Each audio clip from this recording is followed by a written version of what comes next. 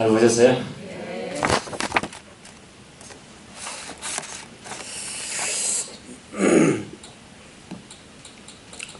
오늘 아버지라고 하는 키워드를 한번 들고 나왔는데요. 낮은 공 타격 100공 다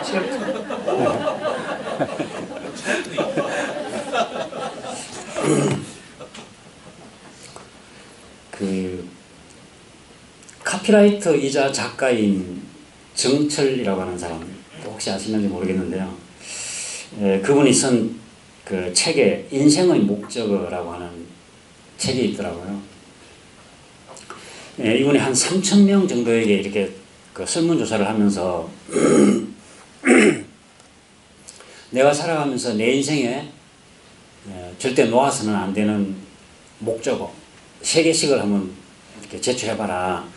그렇게 해서 약 3,000명으로부터 이제 받아내서 그 자료를 가지고 그 단어를 중심으로 책을 하나 써놓은 것이 그 인생의 목적어라고 하는 책인데요.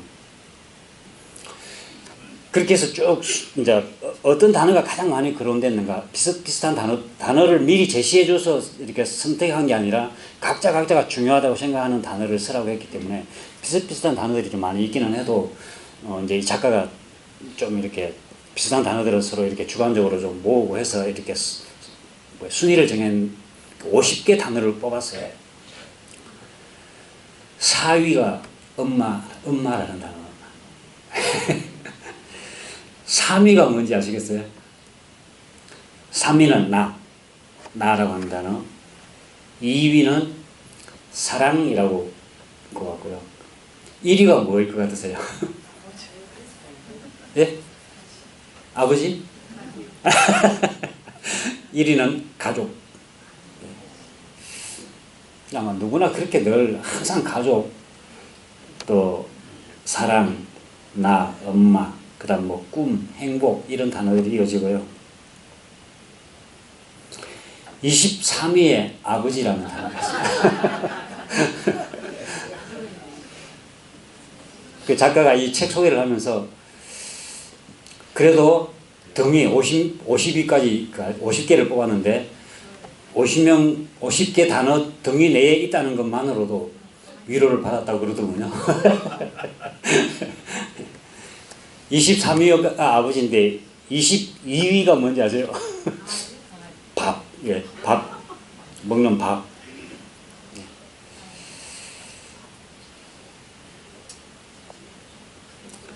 예, 노래를 들으면서 아마 이제 그 팀들이 서로 곡을 선정하는 과정에서도 또 그리고 심사평 하면서도 가사 중에 있는 그 너는 나를 참 많이 닮았구나. 그래서 미안하구나. 이제 이 단어가 마음에 이렇게 꼽히는 것 같습니다. 많은 사람들이. 제가 가끔 교도님들께 여쭤보면 이렇게 행복하세요? 그러면 다들 행복하다고 그러거든요. 우리 교도님들 전에 한번 제가 여쭤봤을 때 다들 그렇게 말씀하셨던 것 같아요. 하나하나 제가 점검은 안 했지만 스스로 다 행복하다고 생각하시죠? 네. 그럼 내가 살아온 이 삶을 그대로 내 자식에게 물려주고 싶다? 오해? 내가 정말 행복하다면 정말 그대로 물려주고 싶어 것이 그 정답이겠죠?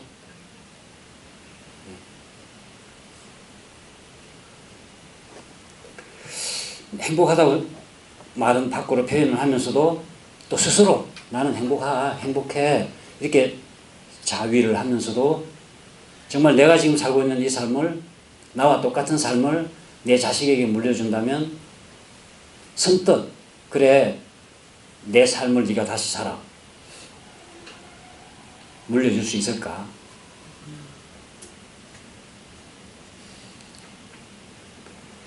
오늘 예해보고에 시를 한 편 실어놨는데요. 이채라고 하는 시인인데 이 아버지의 눈물이라고 하는 시 제목인데 혹시 아시는 분 있나 모르겠어요. 굉장히 그 시들을 제가 좀 봤더니 주로 우리가 살아가는 삶에 대한 이야기, 가족에 대한 이야기 다 이런 내용들인데 예, 이분은 여성이세요. 여성인데 아버지의 인물에 대한데 제가 한번 읽어보겠습니다. 글씨가 적어서 보이실지 모르겠는데, 남자로 태어나 한평생 멋지게 살고 싶었다. 옳은 것은 옳다고 말하고 그런 것은 그러다고 말하며 떳떳하게 정의롭게 사나이답게 보란듯이 살고 싶었다. 남자보다 강한 것이 아버지라 했던가.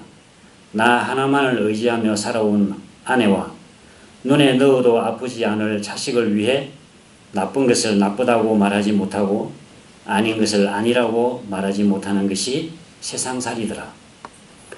오늘이 어제와 같을지라도 내일은 오늘보다 나으리란 희망으로 하루를 걸어온 길 끝에서 피곤한 밤손님을 비추는 달빛 아래 힘없이 걷는 발걸음 소리, 소주보다 더 쓴 것이 인생살이더라. 변변한 옷 한 벌 없어도, 번듯한 집 한 채 없어도 내 몸 같은 아내와 금쪽 같은 자식을 위해 이 한 몸 던질 각오로 살아온 세월, 애당초 사치스런 자존심은 버린 지 오래구나. 하늘을 보면 생각이 많고 땅을 보면 마음이 복잡한 것은 누가 건네준 짐도 아니건만 바위보다 무거운, 그 속에는 조금 빠져 있는데요. 너무 길어서 이 예후에 다 안 들어가서 약간 한 단락이 빠졌습니다. 무겁다 한들 내려놓을 수도 없는, 힘들다 한들 마다할 수도 없는 짐을 진 까닭이다. 그래서 아버지는 울어도 소리가 없고 소리가 없으니 목이 멜 수밖에. 용기를 잃은 것도 열정이 사라진 것도 아니건만 쉬운 일보다 어려운 일이 더 많아. 살아가는 일은 버겁고 무엇 하나 만만치 않아도 책임이라는 말로 인내를 배우고 도리라는 말로 노릇을 다할 뿐이다. 그래서 아버지는 울어도 눈물이 없고 눈물이 없으니 가슴으로 울 수밖에. 아버지가 되어본 사람은 안다. 아버지는 고달프고 고독한 사람이라는 것을. 아버지는 가정을 지키는 수호신이기에 가족들이 보는 앞에서 약해서도 울어서도 안 된다는 것을. 그래서 아버지는 혼자서 운다. 아무도 몰래 혼자서 운다. 하늘만 알고 아버지만 아는 그런 시입니다.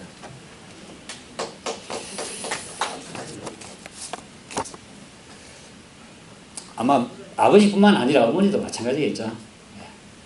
그러니까 그 노래 아까 좀 전에 들은 그 스틸 파이팅이 그 노래 그 어떤 분이 그 아버지의 마음을 그렇게 설명을 해놨더라고요.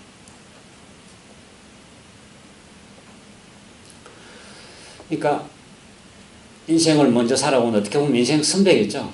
그러면서 아이를 갖게 되었는데 정말 사랑하는 아이인데 본인은 아마 여기에 아버지의 눈물과 같은 그런 마음이었지 않을까 싶습니다. 이 아들에게 하는 말이.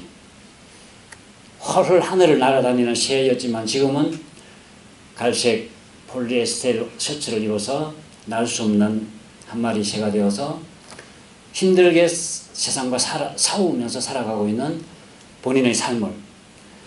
그러나 사랑하는 아들에게 뭐 아이스크림 먹을래, 초코 먹을래, 뭐 이 정도는 내가 사줄 소고기 콤보 정도는 사줄 수 있어. 그런 사랑하는 마음을 전하면서 또 앞으로 네 삶은 역시 그렇게 힘들 거야. 이제 그런 그 아버지 마음을 전하는 거죠.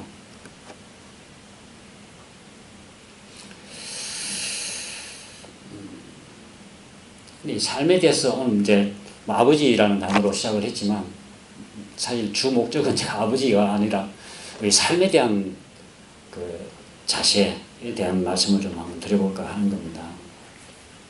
그 윤종신 씨가 평하면서 있었지만 기본적으로 삶은 불행하다. 본인이 그렇게 생각한다고 그랬잖아요. 조금이라도 덜 불행하기 위해서 노력하는 것일 뿐이다. 여러분들은 어떻게 생각하세요? 공감하세요?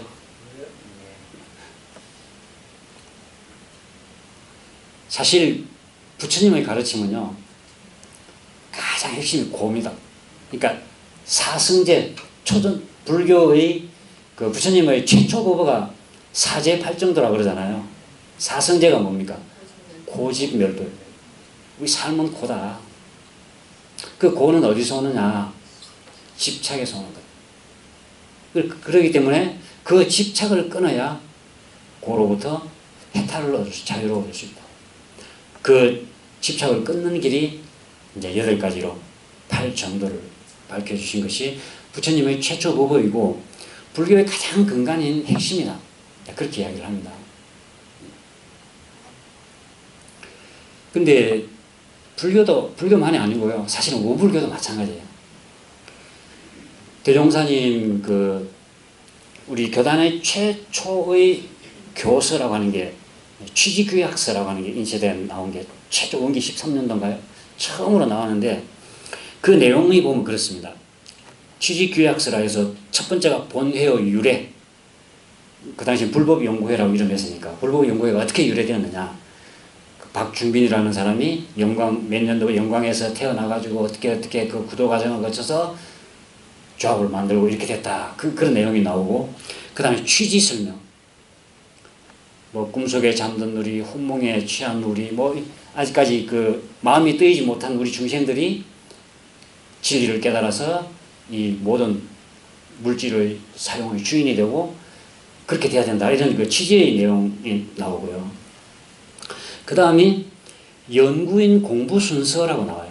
그 당시에는 불법 연구회니까 연구인이라는 표현을 쓴 것 같아요.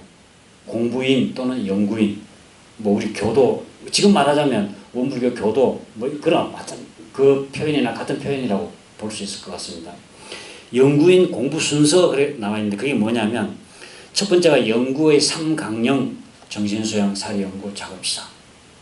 그러니까 덧붙이는 말도 없어요. 정신수양이, 지금은 정신수양 보면 정신수양의 요지, 정신수양의 방법, 결과 이렇게 나와 있잖아요. 그런 내용도 아무것도 없고, 연구의 3강령 그래서 정신수양, 사리연구, 작업시사. 그 다음에 연구의 진행권이라고 해서 신분의성. 그에 대한 아무런 설명도 없고, 또 연구의 사연권, 4가지 공부하는 데 있어서 버려야 할 4가지는 불신, 탐욕, 나우. 그렇게만 딱 실려있고, 그 다음 나오는 게 30계문입니다. 보통부식계문, 특신부식계문, 법마상정부식계문. 그 당시에는 그렇게 불렸죠. 그리고 나오는 게 제가 공부인 고락의 설명이에요. 지금 이제 우리 수행편에 있는 고락에 대한 법문하고 그 내용이 같은 내용입니다. 그리고 다음 나오는 게 상시용용주의상, 교당여왕시주의상. 그게 취지규약서의 내용이 전부입니다. 그 이외의 내용들은 이제 규약, 불법 연구의 규약의 회칙 같은 거, 그런 게 실려있는 내용입니다. 그러니까 취지규약이 실려있고, 연구인 공부 강령, 3학 있고, 8조 있고, 그 다음에 계문, 30계문이 있고, 그리고 제가 공부인 고락에 대한 설명. 어떻게 하면 이 고를 벗어나서 낙을 수용하는 삶을 살 건가. 그게 어떻게 보면은 모든 귀결이 그렇게 이루어진다고 볼 수 있죠. 우리가 살아가는 것도 마찬가지겠죠. 수행해가지고 어떤 특별한 재능을 발휘하고 하더라도 고락을 벗어나지 못하면, 고해를 벗어나서 낙을 수용하지 못하면 그거는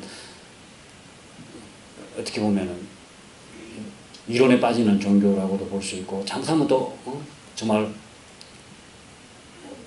하늘을 헤집고 다니는 방향성 없는 그런 종교가 될 수밖에 없을 거라는 거죠.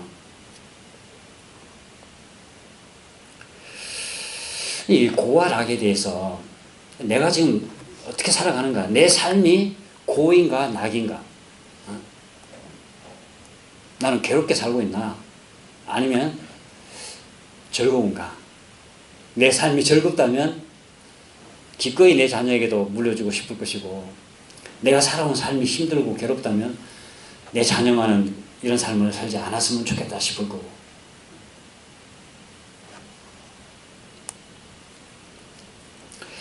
근데 고와 낙이라고 하는 게 어디에 무엇이 고이고 무엇이 낙인가. 사람마다 고와 낙에 대한 기준이 다 다르잖아요, 사실은.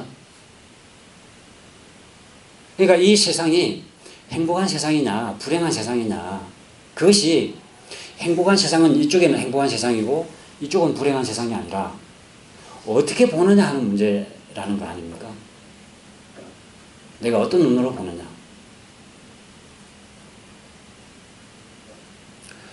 제가 어제 한 교무님 자녀 그 결혼식이 있어서 좀 다녀오면서 그 지하철역에 그 뭐죠 이게 슬라이드 문 밖에 못 들어가게 해놓은 거기에 보면 시 같은 게 많이 쓰여져 있잖아요.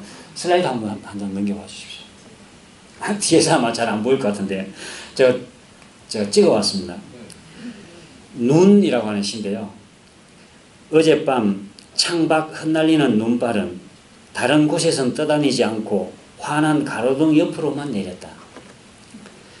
잘 보이는 데서 사람들을 달래주려나 보다. 동생은 내가 틀렸다고 했다. 눈은 보이지 않을 뿐 모든 곳에서 내려오는 거라고 했다. 눈은 사람을 생각하지 않는다고 했다. 오늘 아침 산에 올랐다. 간밤에 눈은 모든 곳을 새하얀 물감으로 칠했지만 사람들이 다니는 흙길에만 앉지 않았다. 내가 맞았다. 눈은 사람들이 혹시라도 미끄러질까봐 길숲으로 가서 꽃으로 피었다.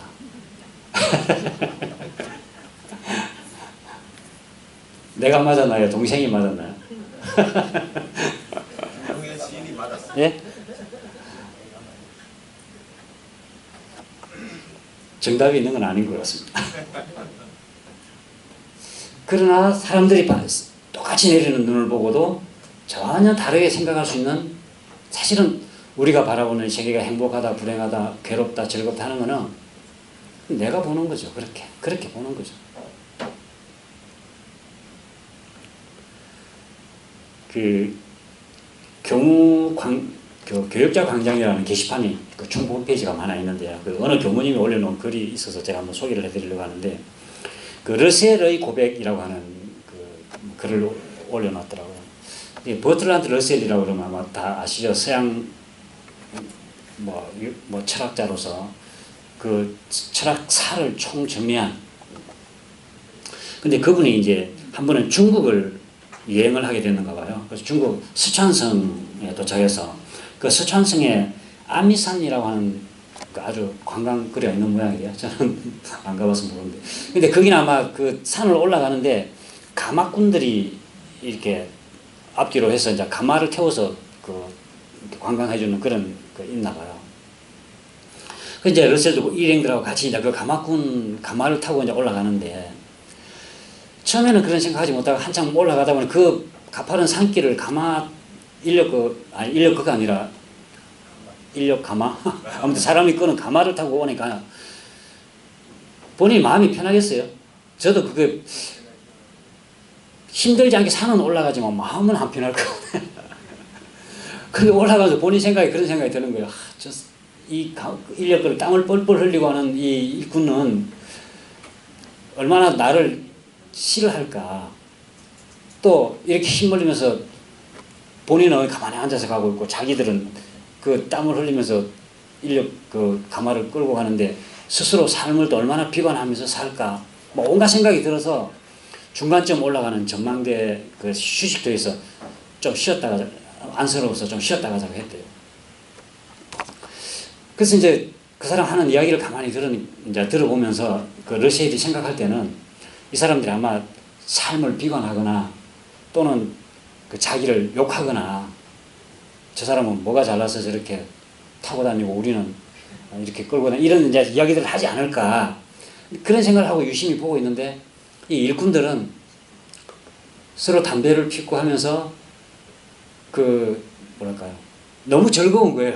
자기들 일거리 그 돈을 버니까 뭐 꼭 그런 건지 모르겠지만 어쨌든 그 농담도 하고 자기 고향 이야기도 하고 또 이제 그 러셀한테 그 영국은 어떠냐 뭐 그런 이제 묻기도 하고 너무 그 즐거운 그런 모습이더라는 거죠.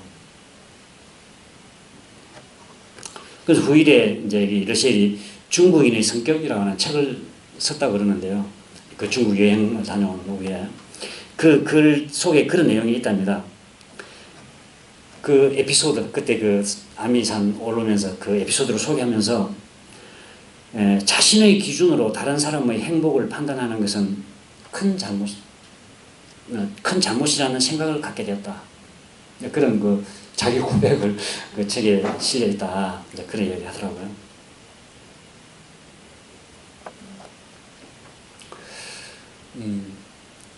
어제 이제 그 교무님 이제 따님이 이제 이렇게 결혼을 시키는데 황현창이 오셨나요? 아, 오셨네. 예. 거기서 또 만나네요. 황현창님 아마 학생회 때 지도 교무님이셨던 것 같습니다. 근데 따님이 그 검사예요. 그래서 이제 결혼식을 대검찰청 그 웨딩홀에서 이제 결혼식을 하는데,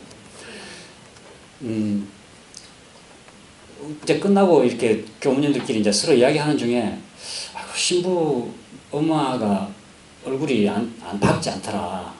그런 이야기 하면서 저는 뭐 그런 내용들 전혀 몰랐는데 결혼하게 된 배경에 대한 이야기를 조금 하더라고요. 근데 이 신부가 검사인데 아마 검사 친구도 있었던 모양이죠.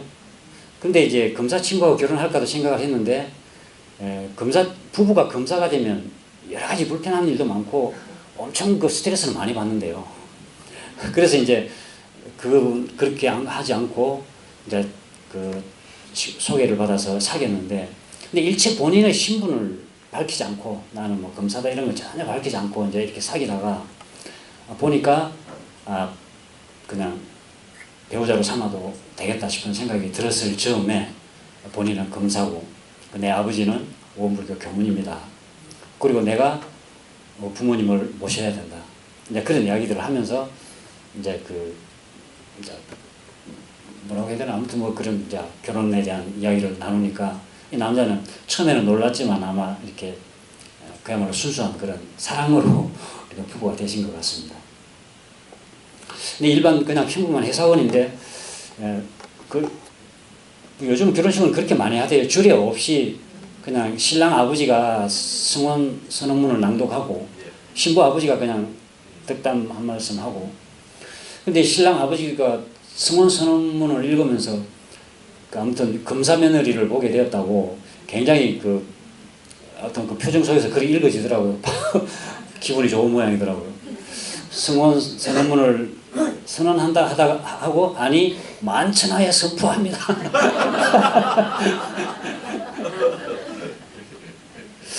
근데 이제 끝나고 이제 신부 어머니 얼굴이 밝지 않다 이제 그 이야기 하면서 하는 이야기가, 남편이 교무님이니까 가정 일에 거의 못 신경 쓰지 않겠습니까? 이제 혼자 정말 고생하면서 딸을 이제 키워서 검사가 됐는데 기대를 좀 많이 했던가 봐요. 사위를 정말 좀 지금도 그러나요? 저희들이 어릴 때는 아무튼 뭐 판검사 그러면 최고의 사위, 최고의 며느리. 예. 요즘도 그렇게 생각하는지 모르겠습니다. 근데 어쨌든 그 신부의 어머니는 좀 그런 생각을 했는데 본인 생각보다는 아마도 사위가 그렇게 뭐 어쨌든 기대했던 것보다는 좀 좋지 않았던 모양이죠. 그래서 좀 속상해했다 그런 이야기를 들었는데요.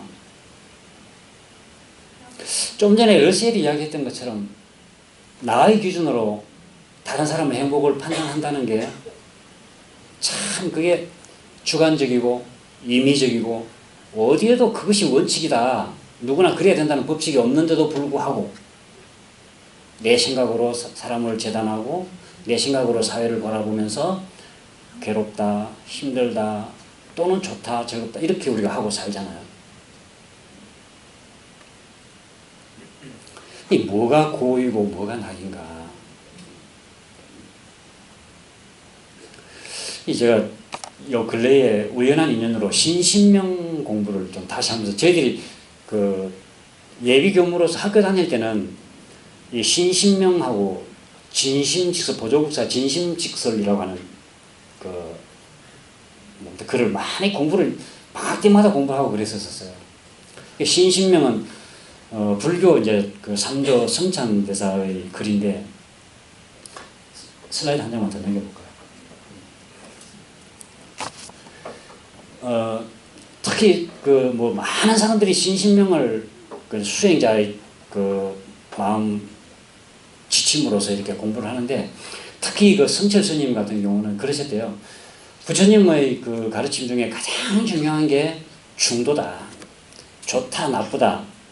또는 뭐 깨끗하다, 추하다, 더럽다, 고다, 낙이다. 이거 자체가 없는 중도의 세계, 해탈의 세계, 초월의 세계. 그게 이제 부처님의 가장 핵심되는 사상인데, 부처님의 그 어떻게 보면 굉장히 어려운, 이것도 아니고 저것도 아니고, 이것이 아니면 저것이어야 되는데 이것도 아니고 저것도 아니고, 그러한 그 중도의 논리를 가장 정확하게, 정말 가장 아름다운 말로 이렇게 표현할 수 있다는 것에 대해서 굉장히 그 성철 스님도 찬탄을 많이 했다고 그럽니다.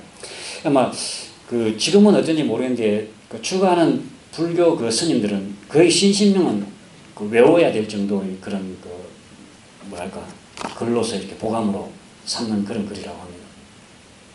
근데 맨 첫 구절이 지도문안이요 유형간택이네. 뭐 많은 사람들이 알고 있을 거예요. 지극한 도는 어려움이 없다. 하나도 어렵지 않다.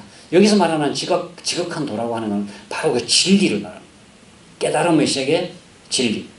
그 깨달음의 세계 진리라고 하는 것은 조금도 어렵지 않다. 무난하다. 아무런 어려움 없다. 유형간택이다.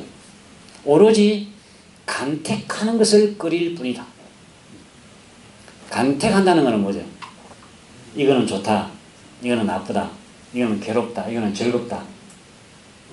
너다. 나다. 이렇게 나눠놓고 선택을 하려고 하는 마음. 그것만 그리킬 뿐이지, 간택하는 마음만 놓아버리면 지극한 도라고 하는 거는, 진리라고 하는 거는 아무런 어려울 게 하나도 없다. 그렇기 때문에 단막 정해하면 통연명백이니라. 단지 정해, 미워하고 사랑하고 그것만 놓아버리면 단막, 막자는 말막자. 미워하고 싫어하는 그것만 놓아버리면 통연명백이라. 통연이 환히 명백해진다. 뭐가 진리가 환히 드러난다. 그 사이에 한 장이 있는데 그거는 제가 생략을 했습니다. 그 사이에 뭐가 있냐면, 홀이 유추하면 천지 형격이니, 홀이 털끝만큼이라도 차이가 나면 천지처럼 달라져. 천지 형격이니 욕덕 현전인데 막 좀 순력하라. 그러니까 내 눈앞에 그것을 보려고 하면 막 좀 순력하라. 순하고 역하고, 순은 좋아하는 걸 말하는 거고, 역하는 거는 싫어하는 걸 말하는 거예요. 거기에 머물지 마라. 그러면 네가 바로 그 진리에 머물게 된다. 진리를 눈앞에 드러내게 된다. 그런 한 구절이 있는데 그거는 제가 뺐고, 그 다음 구절이 뭐냐면, 위순상정이 시위 신병이라. 위는 어긋난다는 뜻이고요. 순은 따른다. 순할 방향. 내가 하고자 하는 대로 가는 것이 순이고, 내가 하고자 하는 방향과 어긋나는 것은 위고. 그래서 그 위와 순이 서로 다툰다.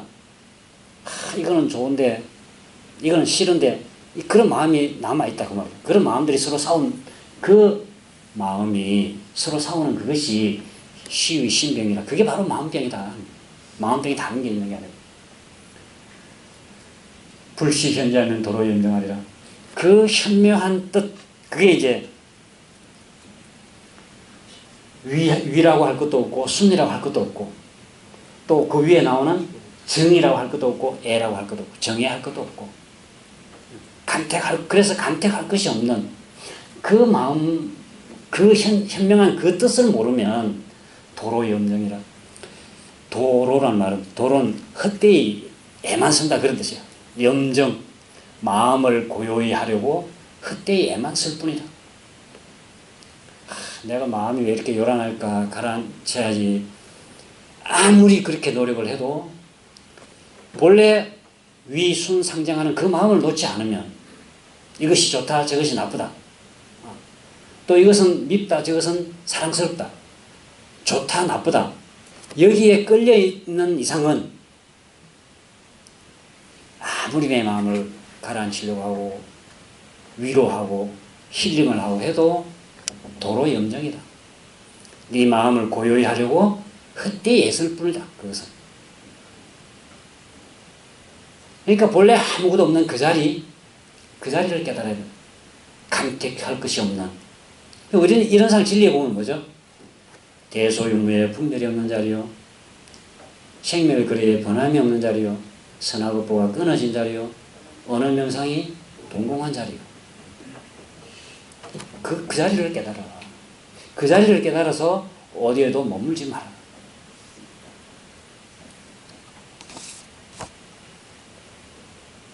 그러니까 우리가 살아가면서 괴롭다, 즐겁다. 오늘 이광훈님 혹시 나오셨어요? 못 나오셨나요? 가끔 우리 저 감사일기 올리는데 보면 다른 사람들은 다 가족들이 있는데 끝나고 집에 오면 혼자 외로워서 이슬이하고 친구하면서 그런 내용들이 있어서 좀 마음이 짠하기도 하고 또 엊그저께인가 보니까 어디서 병원 앞에서 뭐 80대 어떤 뭐 할아버지를 태우셨다든가 태웠는데 어디를 가니까 뭐 요금이 만 얼마인가 뭐 나왔는데 가다가 이야기를 하다 보니까 이분도 80세가 돼서 가족이 없이 혼자 사시는데 혼자 외로워하고 이제 그런 이야기를 듣다 보니까 본인도 눈물이 나고 그래서 차비는 안 받고 그냥 맛있는 거 사드시라고 하고 왔다. 네, 그런 내용이 있으시더라고요.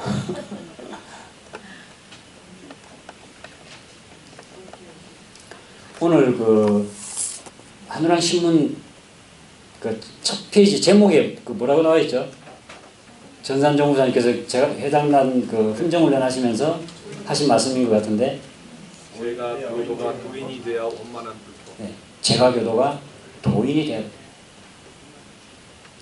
그러니까 우리가 적당히 나를 위로하고 뭐 이렇게 사는 것이 그렇게 해서는 근본적인 해결이 안 된다.